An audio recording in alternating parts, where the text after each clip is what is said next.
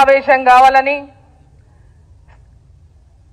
అధ్యక్షునిగా ఎన్నికైన తర్వాత ప్రతి జిల్లాలో పర్యటించాలి, ప్రతి కార్యకర్తను కూడా కలుసుకోవాలి, పార్టీని బలోపేతం చేయాలి, ప్రతి జిల్లాలో కూడా భారతీయ జనతా పార్టీని బలోపేతం చేయాలని, రాబోయేటటువంటి స్థానిక సంస్థల ఎన్నికల్లో పెద్ద ఎత్తున భారతీయ జనతా పార్టీ కార్యకర్తలు గెలవాలని, రాబోయే కాలంలో మనం అధికారంలోకి రావాలంటే స్థానిక సంస్థల్లో మన కార్యకర్తల గెలుపు, స్థానికంగా మన యొక్క బలాన్ని పెంచుకోవడానికి ఇది ఒక సువర్ణ అవకాశమని, ఈ అవకాశాన్ని మనం పూర్తిగా సద్వినియోగం చేసుకోవాలని కార్యకర్తలకు అందరికీ కూడా మార్గదర్శనం చేయడానికి ఈరోజు మన రాష్ట్ర అధ్యక్షులు రామచంద్రరావు గారు ఇక్కడ రావడం జరిగింది.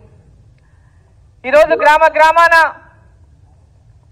ప్రతి గ్రామంలో కూడా ప్రజలందరూ కూడా భారతీయ జనతా పార్టీ వైపు చూస్తూ ఉన్నారు. నరేంద్ర మోదీ గారి నాయకత్వంలో తెలంగాణలో కూడా భారతీయ జనతా పార్టీ అధికారంలోకి రావాలనేటటువంటి ఆలోచన ఇలా ప్రజల లోపల ఉంది. ఈ ఆలోచనను మనమంతా కూడా నిజం చేయాల్సిన బాధ్యత మన కార్యకర్తలందరిపైన ఉంది.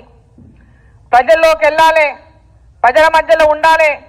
కేంద్ర ప్రభుత్వం నరేంద్ర మోదీ గారి ప్రభుత్వం చేసినటువంటి అన్ని పథకాల విషయంలో ఇప్పటికే అనేక సార్లు మనం ప్రజల్లోకి వెళ్ళినాం. ఇంటింటికి వెళ్లాల్సినటువంటి అవసరం ఉన్నది. స్థానిక సంస్థల ఎన్నికల సందర్భంగా ప్రతి కార్యకర్త ఇంటింటికి కూడా వెళ్లి కేంద్ర ప్రభుత్వం ద్వారా మనం పొందుతున్నటువంటి అన్ని అభివృద్ధి కార్యక్రమాలు ప్రతి ఒక్కరికి ఫ్రీగా అందిస్తున్నటువంటి రేషన్ బియ్యమే గాని, రైతులకు అందిస్తున్నటువంటి కిసాన్ సమ్మాన్ నిధి కింద అందిస్తున్నటువంటి 6,000 రూపాయల రైతుల సహకారమే గాని, అదేవిధంగా రైతులకు సబ్సిడీ కింద అందిస్తున్నటువంటి ఎరువులే గాని, ఒక్కొక్క ఎకరాకి ఒక్కొక్క రైతుకు 20,000 పైన ఈరోజు లబ్ధి కేంద్ర ప్రభుత్వం చేస్తున్న విషయాన్ని ప్రతి రైతు కూడా తెలిపాల్సినటువంటి అవసరం మన పైన ఉంది, మన బాధ్యతగా ఉంది. అదేవిధంగా అంగన్వాడీ స్కూళ్లలో పిల్లలకు పెట్టే పౌష్టికాహారం కానీ, బాలింతలకు పెట్టేటటువంటి పౌష్టికాహారం కానీ, గర్భిణీలకు పెట్టేటటువంటి పౌష్టికాహారం కానీ, ఇవన్నీ కూడా కేంద్ర ప్రభుత్వం ద్వారానే ఆ యొక్క అంగన్వాడీలకు పౌష్టికాహారాన్ని అందజేస్తున్న విషయాన్ని కూడా ప్రతి ఒక్కరికి తెలిపాల్సినటువంటి అవసరం ఉన్నది. అట్లనే స్కూళ్లలో మిడ్ డే మీల్స్ అంతా కూడా స్కూళ్లలో ఏదైతే అందిస్తున్నారో మధ్యాహ్న భోజనం పిల్లలకు, అది కూడా కేంద్ర ప్రభుత్వ నిధులతోనే అందిస్తామనే విషయం తెలిపాల్సినటువంటి అవసరం ఉంది. ఇవన్నీ కూడా గ్రామ స్థాయిలో రోజు కూడా ప్రజలు పొందుతున్నటువంటి లబ్ధి. ఈ చిన్న చిన్న విషయాలు అనిపించవచ్చు మనకు, కానీ పెద్ద ఎత్తున హాస్టళ్లలో భోజనం కానీ, మధ్యాహ్నం స్కూల్లో పిల్లల భోజనం కానీ, వాళ్ళకు యూనిఫామ్లు కానీ, వాళ్ళకు బుక్కులు కానీ, ప్రతి ఒక్కటి కూడా ఇలా కేంద్ర ప్రభుత్వం ద్వారా అందుతున్నటువంటి సహాయాన్ని మన కార్యకర్తలు ఇంటింటికి తీసుకెళ్లాల్సినటువంటి అవసరం ఉన్నది. అదేవిధంగా గిట్టుబాటు ధరతో రైతుల ధాన్యాన్ని కొనుగోలు చేస్తా ఉన్నారు. ఒకప్పుడు 2014 కంటే ముందు 1300 ఉన్నటువంటి బియ్యం ఇలా దాదాపు 2400కి ఇలా రైతులు అమ్ముకుంటా ఉన్నారు, ఎంఎస్పీతో కొంటున్నారు. అంటే రైతులకు పెద్ద ఎత్తున పైక సబ్సిడీ ఇస్తూ, ఎరువుల దగ్గర వాళ్లకు ఆదాయం ఖర్చు తగ్గిస్తూ, వాళ్ళు పండించినటువంటి పంటకు మద్దతు ధర ఇచ్చి ఈరోజు రైతులను పెద్ద ఎత్తున కేంద్ర ప్రభుత్వం రైతుకు మద్దతు నిలిచిన విషయం మనం తెలిపాల్సినటువంటి అవసరం ఉంది. గ్రామాన రైతులకి కేంద్ర ప్రభుత్వంలో ఉన్నటువంటి అనేక పథకాల విషయంలో మీకు అందరికీ కూడా ఇంతవరకే కొన్ని బుక్కులు ఇచ్చినారు, లీఫ్లెట్ ఇచ్చినారు, ప్యాంప్లెట్ ఇచ్చినారు. కార్యకర్తలందరూ మరోసారి వాటిని అంతా తీసుకొని గ్రామాల్లో ఇంటింటికి తెలిపాల్సినటువంటి అవసరం ఉన్నది.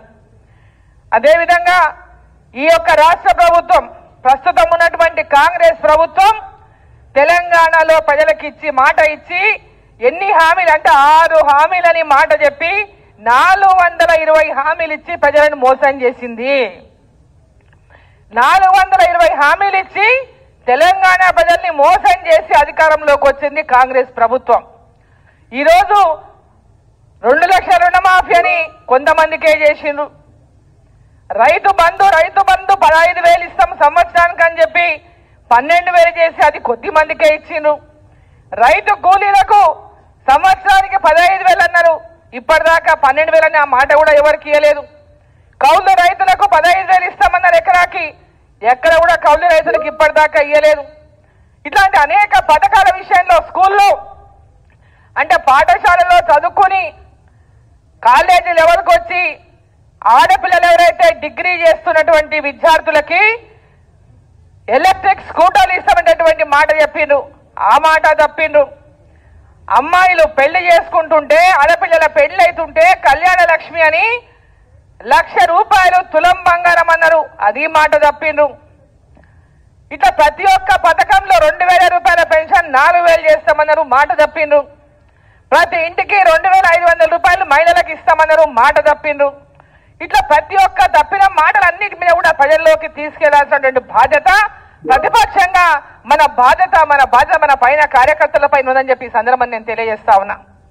ప్రతి కార్యకర్త కూడా ఇవాళ గ్రామాల్లో ప్రజలు ఎక్కడైతే ఇందిరమ్మ ఇండ్లు అని మన వాళ్ళు ఇందిరమ్మ ఇండ్ల గురించి ఇవాళ పెద్ద ఎత్తున ప్రచారం చేసుకొని కేవలం వాళ్ళ కార్యకర్తలకు ఆ ఇండ్లు ఇస్తున్నారు. ఎక్కడైతే పేదవాళ్ళు నిజంగా అర్హులు ఉండి వాళ్ళకి ఇల్లు రాలేదో అటువంటి ఇండ్లు అర్హత ఉండి రాని వాళ్ళ విషయంలో మనం పోరాటం చేసి ధర్నాలు మండల స్థాయిలో కానీ జిల్లాల స్థాయిలో కానీ ధర్నాలు కూడా మనం తయారు కావాల్సినటువంటి అవసరం ఉందని చెప్పి ఈ సందర్భం నేను తెలియజేస్తా ఉన్నా. పేదవాళ్ళకి ఎవరెవరికి ఇల్లు రాలేదో వాళ్ళ కోసం మన పార్టీ కార్యకర్తలు మండల స్థాయిలో ధర్నాల కార్యక్రమాలు చేపట్టాలని చెప్పి ఈ సందర్భం నేను తెలియజేస్తా ఉన్నా.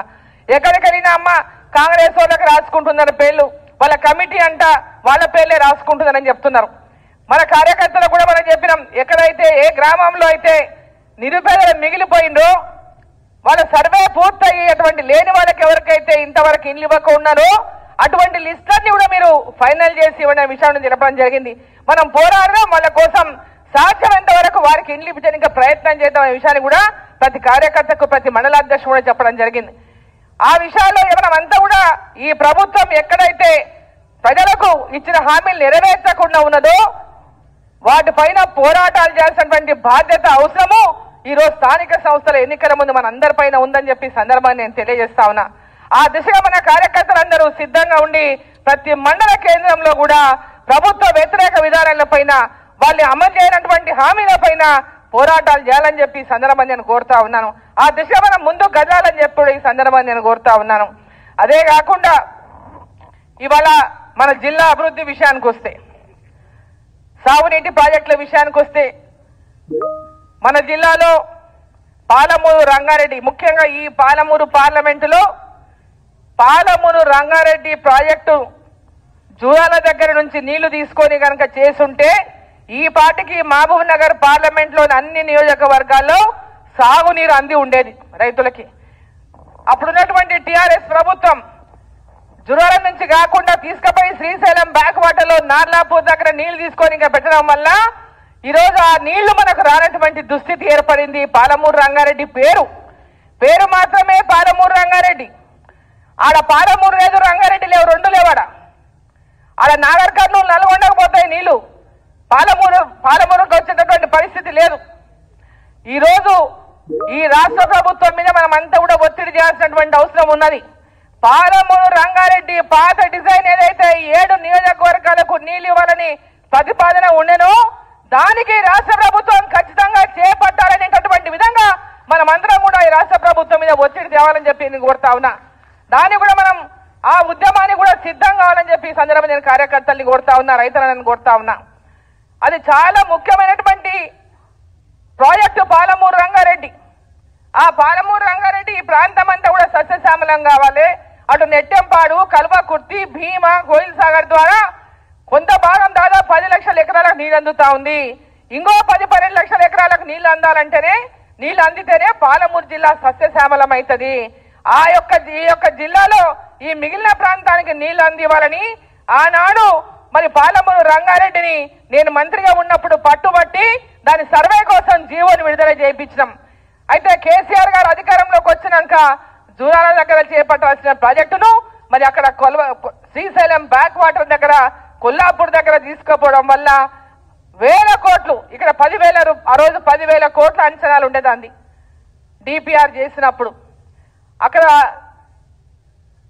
దాన్ని ఇక్కడి నుంచి అక్కడికి అప్రోచ్ మార్చడం వల్ల ప్రాజెక్టు డిజైన్లు మారిపోయినాయి, దాని అప్రోచ్ మారిపోయింది, దాని ఎస్టిమేషన్ మారిపోయింది.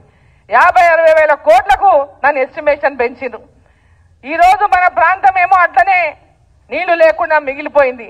కాబట్టి మనమంతా కూడా ఖచ్చితంగా పాలమూరు రంగారెడ్డి పాత డిజైన్ ఉన్న ప్రాజెక్ట్ ఏదైతే ఉందో జూరాల దగ్గర నుంచి నీళ్లు తీసుకొని ఈ 7 నియోజకవర్గాలకు కూడా నీళ్లు అందించే విధంగా మరి ఆ ప్రాజెక్టును చేపట్టాలంటే ఒక పోరాటాన్ని మనం అందరం చేయవలసినటువంటి అవసరం ఉందని చెప్పి ఈ సందర్భాన్ని నేను తెలియజేస్తా ఉన్నాను.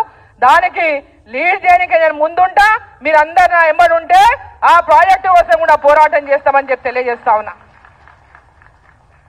మన జిల్లా అభివృద్ధి కోసం చాలా మంది మాట్లాడుతుంటారు నాయకులు, కాంగ్రెస్ నాయకులు, కొంతమంది నాయకులు మాట్లాడుతుంటారు. అరుణమ్మ ఏం తెచ్చింది, కేంద్రంకి వెళ్ళి ఏమొచ్చినాయి, ఎంపీలు ఏం తెచ్చిండ్రు అని. తెలివిలేని సన్నాసులారా, ఇప్పుడు వచ్చే ప్రతి రూపాయి నరేంద్ర మోదీ గారి ప్రభుత్వం ఇచ్చేదే. ఈడ మీరు ఖర్చు పెట్టే ప్రతి రూపాయి కేంద్ర ప్రభుత్వం ఇస్తేనే ఈడ మీరు ఖర్చు పెడుతున్నారు, మీరు ఈడ గ్రామాల్లో మీరు ప్రోగ్రాములు చేస్తున్నారు అనేటటువంటి విషయాన్ని నేను చెప్తున్నారు. ఎవరైతే ఆ మాట మాట్లాడుతున్నారో ఆ మాటలు సోయి తప్పి మాట్లాడదని చెప్పి ఈ సందర్భం నేను తెలియజేస్తా ఉన్నా. వాళ్ళు అంటున్నారు మా డబ్బులు తీసుకుపోయి ఎవరు ఇలా జేబుల డబ్బులు తీసుకుపోయిందా? మీరంతా వసూలు చేసి ప్రజల సొమ్ముతోనే కదా, ప్రజల దగ్గర నుంచి వచ్చిన ట్యాక్స్లే కదా, మరి ఎందుకు పింఛన్లు ఇస్తలేరు? ఎందుకు మీరు ఇచ్చిన హామీల ఎందుకు ప్రజలకు నెరవేరుస్తలేరు? ఎందుకు రైతు భరోసా ఇస్తలేరు? ఎందుకు చదువుకున్న పిల్లలకు నెలకు 4,000 ఇస్తాం ఉద్యోగం వరకు అని చెప్పినటువంటి నిరుద్యోగులకు ఎప్పటిదాకా ఎందుకు మీ మాట మీద నిలబెట్టుకుంటలేరు? 1,00,000 రూపాయలు తులం బంగారం ఎందుకు ఇస్తలేరు? ఇదంతా మరి ప్రజల దగ్గర నుంచి వసూలు చేసిన డబ్బుతోనే కదా మీరు పథకాలు ఇచ్చేది. మీ ఇళ్లకెళ్ళి తెచ్చేమని ఇస్తున్నారా? ఇల్లు మాట్లాడే నాయకులు వాళ్ళ ఇళ్లకెళ్ళి తెచ్చేమని ఇస్తున్నారా? వీళ్ళు కేంద్రం తీసుకుపోతుంది, కేంద్రం ఆడికెళ్ళి మేము ఇంత కడుతున్నాం, ఆడికెళ్ళి ఇంత వస్తుంది అనేటటువంటి తెలివి లేని దద్దమ్మలు ఒకసారి ఆలోచన చేసుకోవాల్సినటువంటి అవసరం ఉన్నది.